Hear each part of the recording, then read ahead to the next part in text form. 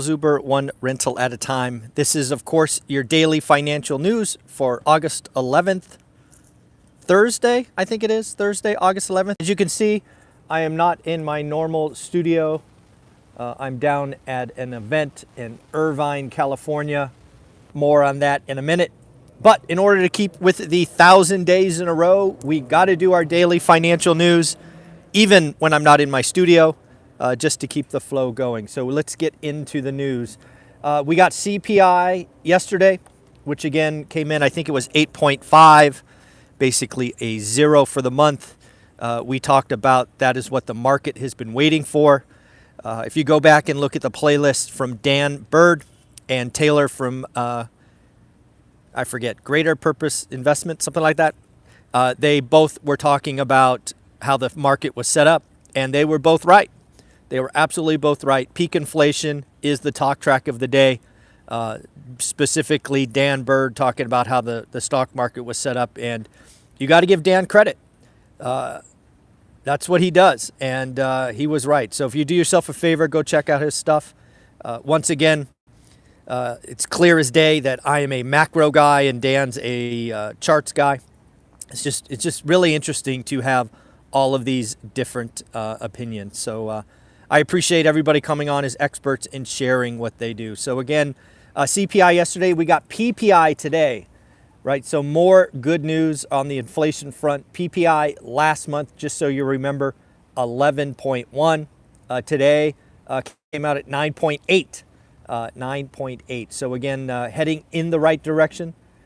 It's really, I find it really interesting.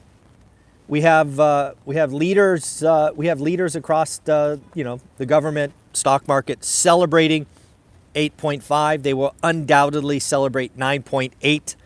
The only time 8.5 and 9.8 are good inflation numbers is when they're not 11 and not 10. So I don't know. It's pretty interesting, but nonetheless, hey, take the good news. Definitely inflation may have peaked. We talked about that a few months ago on the channel that I thought it would peak July, August, or September.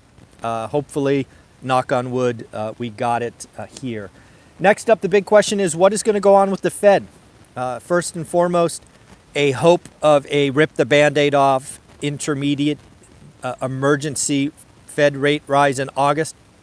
Off the table. Not going to happen. Just not going to happen. I think it should, but it's not going to happen. What we are instead going to likely get is the 50 basis points in September that I've been talking about for several months. Again, I want them to do 75, but that's not where I think they come in. I do think they come in at 50. And I think they do 25. As I've talked about most of the last 2 or 3 months, I think they raise at every meeting this year, and they don't pause until next year. So again, pretty interesting stuff going on. So again, this is just so funny. When you make a call and all the talking heads walk into it. Jim Cramer from CNBC, Mad Money. I remember watching him and what was that other guy's name? I don't know. One other guy, CNBC in the early 2000s when I was making all that money and lost all that money. And Jim Cramer. Inflation has peaked. It is now stock Nirvana. All right. Yeah. Figured good old Jim Cramer would come out with something pro stocks. Also, we have Jeremy Siegel, who is a pretty famous economist, coming out saying, hey, forward-looking inflation is coming down. This should help the Fed and help the Fed slow down. We are getting Fed presidents to speak now that the CPI and PPI have both printed. Fed President Chris Evans from Chicago, is basically come out and said, hey, we still have more work to do. We're not done. We're not claiming victory early. Claiming victory early is for folks like Cathie Wood, Jim Cramer, things of that nature. Again, Chris Evans is thinking we're going to get to 3.25 by the end of the year, and will likely not stop until we get to 4%, kind of mirroring what James Bullard had to say, but different timeline. I think Bullard wants to get to 4% by the end of the year. Evans sometime in Q1 or Q2 of next year. So lots of great stuff going on. Let's talk about some earnings. We got some earnings yesterday, the biggest one being Disney. Disney showing Netflix how it's done. Disney came in with a beat top, beat bottom, and 152 million subs. They were estimated to have 147, so a clear beat. They did lose a lot of money in streaming, so they're going to go ahead and raise prices. Folks, it looks like they're raising prices on their streaming service about 38%. I think that starts in September. Sonos missed top, missed bottom, and slashed forecast. We are really starting to see retailers, which Sonos is kind of in the music space, I believe, really start to slash demand on consumer weakness. Bumble beat top, beat bottom. So again, good in the rearview mirror, but slashed forecast. Bumble is blaming inflation and the strong dollar for their weakness. Vacasa, vacation rental business, beat top, beat bottom, actually turned in a surprise profit of 2 cents when they were expected to lose 20 cents. So shout out Vacasa in the vacation rental space. Nice work. Warburg Parker, they hit the top line, but hit the top line, missed the bottom line, and again slashed their forecast. So yes, again, some weakness going on there. Other stuff going on, it looks like Ford is raising prices on their electric F-150. Apparently, with all the EV cars being produced, the cost of batteries and all the components of batteries are going up significantly. So they're going to be raising the price up to $8,500. Pretty crazy stuff going on there. Yeah, Warby Parker. Did I say Warburg? I'm sorry. Warby Parker, yes. Warby Parker. What is else going on? Oh, rent. Again, one of the things that I think is going on that I think is underreported, and you actually saw it in the core numbers, right? CPI core yesterday. Rent is not slowing down. We have seen affordability become a problem for purchases. We've seen interest rates go up, but all that is doing is increasing the demand for rentals. Rents, the average one-bedroom rent, I shouldn't say average, median one-bedroom rent now, $1,450. That is up 7.4%. Let's not forget that CPI is only saying rent equivalent is up 6%. CPI is underreporting rent. It is atrocious and terrible. Manhattan rent set another record. Again, if you want to understand the difference between average and median, check out these numbers. Average rent in Manhattan, $5,113. Median rent, $4,150. There's a lot of folks on the channel sometimes get confused between average and median.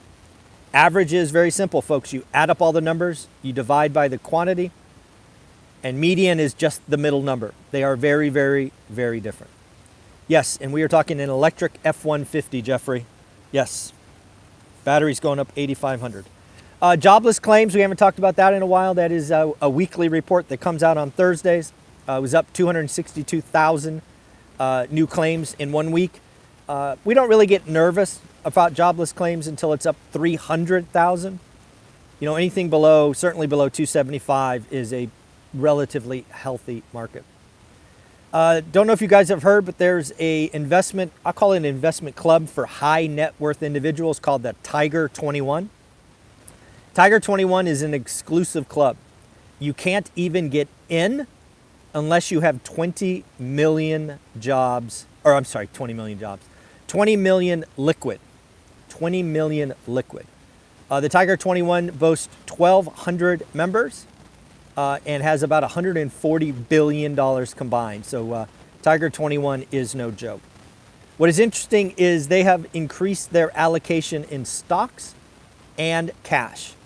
Now, when you look at Tiger 21 and I say stocks, they are not stock pickers. They are predominantly ETF and index investors. And they have absolutely increased their cash position. Tiger 21 is the elite of the elite, the 1% of the 1% of the 1%. And they have increased cash positions because they know that cash is not trash, and they expect to have some amazing opportunities out there recently.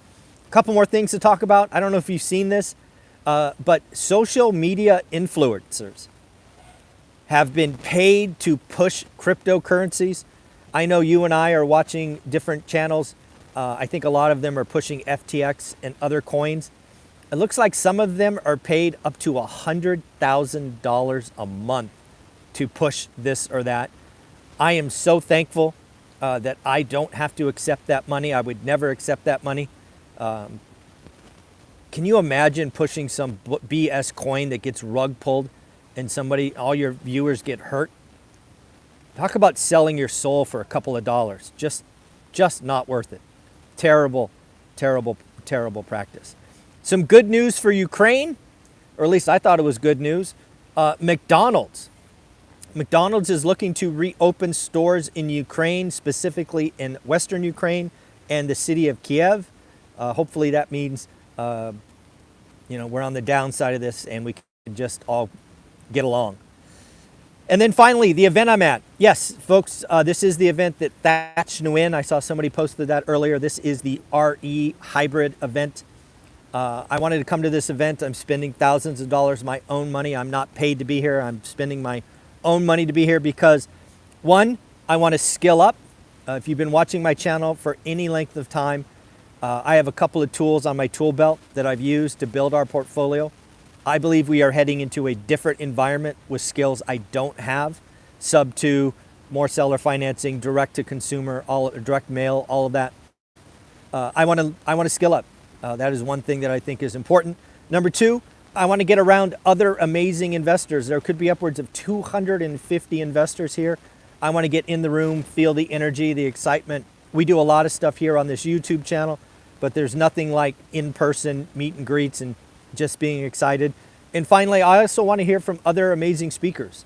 Thatch Nguyen was talked about earlier. I really appreciate his story of coming to the United States with nothing and making an amazing story for himself. So, yep, I'm down here for a couple of days, so you're going to see the daily financial news will continue. It will not be from my studio. I want to keep our streak going. Also, I'm not doing any interviews for the next 5 or 6 days. I did record some ahead of time, so you'll get a couple of videos throughout the day, but not my normal 6. So do yourself a favor, go and watch some of the deep dive videos, watch some of the playlists. If you want to, go back and look at some of the older videos, that would be cool. So have a wonderful day. It is Thursday, August 11th. I hope you have an amazing day. 137 amazing people live, but only 26 thumbs up. Dude, I'm down here doing this for you by a pool, and I've got 26 thumbs up. Come on, help a brother out. Take care, everyone. We will talk tomorrow, 7:30, right here. Bye.